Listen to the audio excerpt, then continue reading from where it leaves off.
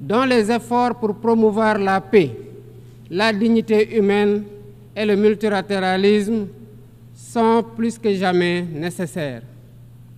Le Sénégal renouvelle son plein soutien à sa mission en ces temps de turbulence mondiale. En prenant la parole aujourd'hui, je suis habité d'une conviction profonde: l'unité dans la diversité est la clé pour garantir le développement durable et la dignité humaine pour tous, partout dans le monde. Ce thème de la présente session, qui guide nos discussions, nous invite à repenser nos responsabilités collectives et à nous assurer que les principes fondamentaux des Nations Unies, définis il y a près de 8 décennies, continuent de porter la promesse d'un monde plus juste et plus équitable. Mesdames, Messieurs, nous vivons dans un monde troublé, où les principes de la Charte des Nations Unies, qui prônent l'égalité, la justice et le respect des droits humains, sont chaque jour mis en mal. Les conflits s'étendent, les inégalités se creusent et les crises climatiques aggravent la vulnérabilité de millions de personnes à travers le monde. De surcroît, nous assistons à une remise en cause inquiétante du multilatéralisme, à un moment où l'humanité en a le plus besoin. Le monde doit se regarder en face, sans complaisance. Les valeurs que nous avons juré de défendre sont piétinées dans plusieurs régions du globe. Que l'on soit à Gaza, à Tel Aviv, à Dakar ou ailleurs, chaque être humain est porteur de cette égale dignité, une dignité qui transcende les frontières, les cultures et les appartenances religieuses. C'est notre devoir à tous de veiller à ce que cette dignité soit protégée et respectée pour chaque être humain, sans exception. Ce devoir est l'essence même des Nations Unies. Pourtant, nous constatons chaque jour que le droit international, ciment de la paix mondiale, est souvent violé. Des résolutions adoptées par cette Assemblée sont ignorées. En tolérant ces violences répétées, nous foulons aux pieds les principes de la Charte des Nations Unies et sapons les fondements même de cette maison de la paix. Jamais les fondements des Nations Unies n'ont autant vacillé qu'en ces temps de violence et de peur et d'incertitude. Si nous voulons éloigner le spectre de la guerre et œuvrer à l'avènement d'un monde meilleur, alors il est temps de changer les paradigmes. Il est temps de remettre l'humain au centre de l'agenda international, comme nous y invite le thème de cette session. Monsieur le Président, Mesdames, Messieurs, nous ne voulons plus fermer les yeux sur la tragédie qui se déroule dans le Sahel. Des groupes terroristes sèment la terreur, pillent, tuent les populations civiles innocentes. Cette région, autrefois stable, est désormais en proie à une violence quotidienne, tandis que les Nations Unies, particulièrement le Conseil de sécurité, restent trop souvent inertes. De même, nous ne pouvons pas accepter que le Sahel devienne le théâtre de rivalités de puissances étrangères dont les affrontements ne font qu'aggraver la déstabilisation de la région.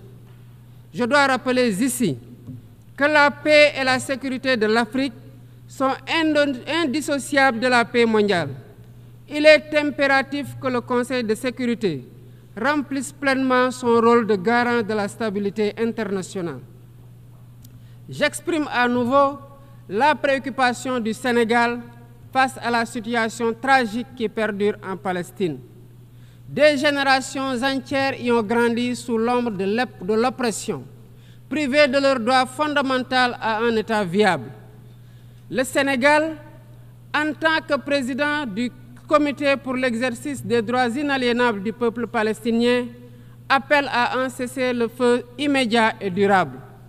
Nous réitérons notre soutien à la solution des deux États, avec Jérusalem-Est comme capitale de la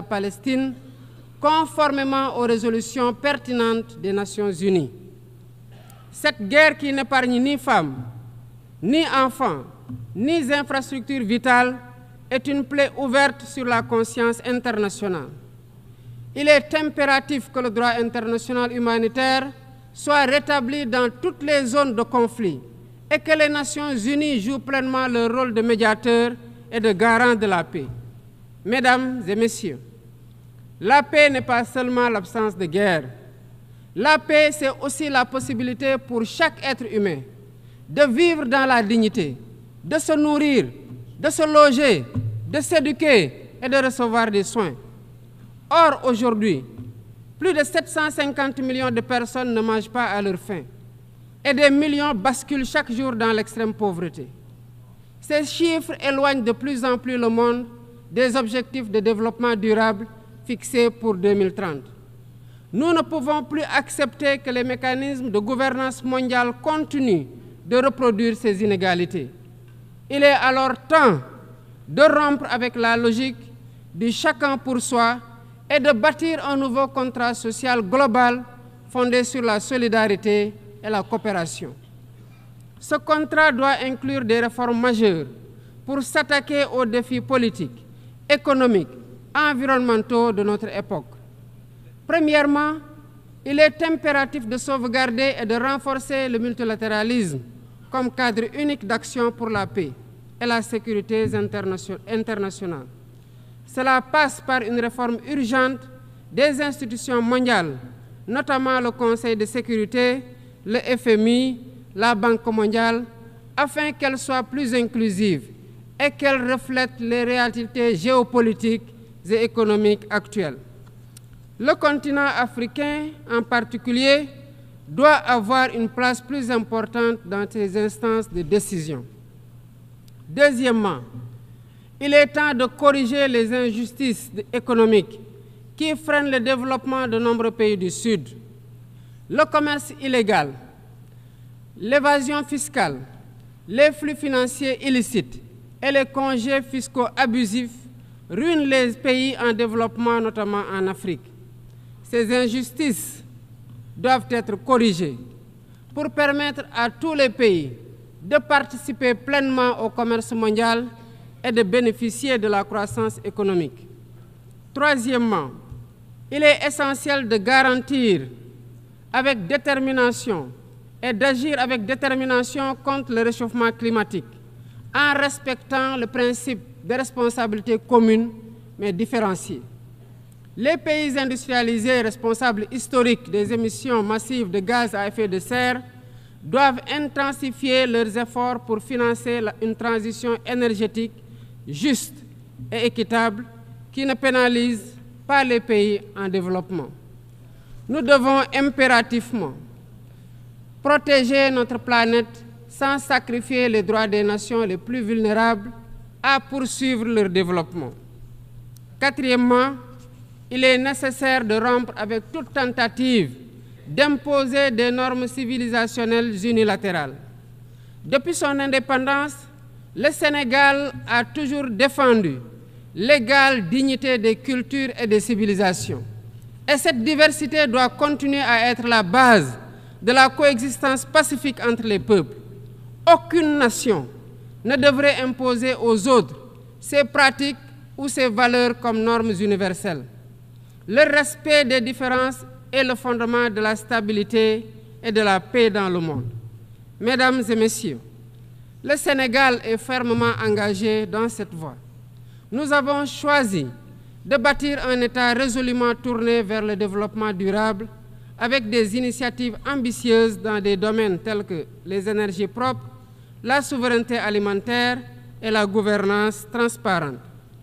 Mais nous savons que pour réussir, nous avons besoin de l'action collective et de la solidarité internationale. Aucun pays, aussi puissant soit-il, ne peut relever seuls les défis qui menacent l'humanité. Il nous faut donc agir ensemble, unis dans la diversité, pour construire un avenir où la dignité humaine est respectée, où la justice prévaut et où la prospérité est partagée. C'est par la coopération et le respect mutuel que nous surmonterons les crises qui secouent notre monde. Je vous remercie de votre aimable attention.